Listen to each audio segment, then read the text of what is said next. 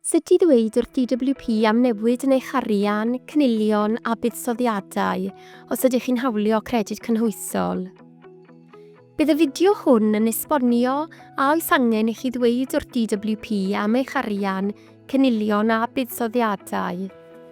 Yna byddwn yn eich tywys trwy sut i ddweud wrth DWP a pha gwestiynau y byddwn yn ei gofyn. Mae'n bwysig eich bod chi'n dweud wrthym oherwydd gall hyn effeithio ar eich taliadau.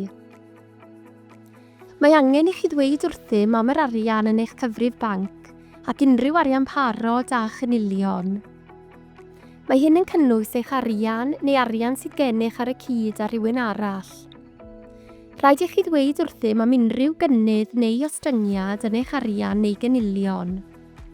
Os oes gennych fwy na 16,000, ni fyddwch bellach yn gymwys i gael credyd cynhwysol.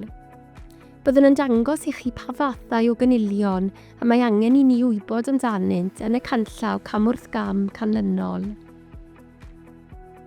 Dyma ganllaw cam wrth gam sy'n dangos sut i roi gwybod am y newid hwn yn eich dydd lyfr credyd cynhwysol. I ddechrau, bydd angen i chi fewn gofnodi eich cyfrif credyd cynhwysol yn gyntaf. Ewch i hafan. Dewiswch roi gwybod am newid. Gofynnir i chi ddweud wrthym am eich holl arian, cynilion a buddsoddiadau, nid dim ond y pethau sydd wedi newid. Os ydych chi'n byw gyda phartner, bydd angen i chi ddweud wrthym am unrhyw arian, cynilion a buddsoddiadau ar y cyd hefyd. Yn gyntaf, bydd angen i chi ddweud wrthym pryd y digwyddodd y newid hwn. Yna byddwn yn gofyn am faint sydd yn y cyfrif yr ydym yn talu eich credyd cynhwysol ynddo.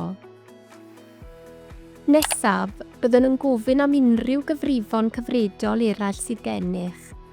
Dylai hyn gynnwys unrhyw gyfrifon cyfredol personol neu ar y cyd, gan gynnwys banciau digidol. Yna byddwn yn gofyn am unrhyw eisa a allai fod gennych.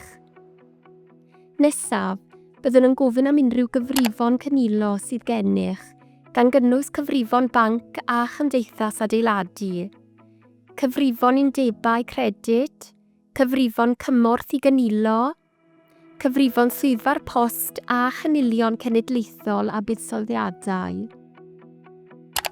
Yna byddwn yn gofyn am unrhyw eiddo neu fuddsoddiadau sydd gennych, gan gynnwys eiddo, bondiau premiwm, difidendau, stociau a chyfran taliadau, asedau crypto. Yn olaf, byddwn yn gofyn am arian ar gyfer taliadau treth os ydych chi'n hunan gyflogedig, taliadau cymorth lles, taliadau buddaliadau ôl ddyddiedig, taliadau iandal neu taliadau profedigaeth. Yna byddwn yn gofyn i chi wirio'r wybodaeth rydych chi wedi rhoi i ni a chyflwyno'r newidiadau hyn.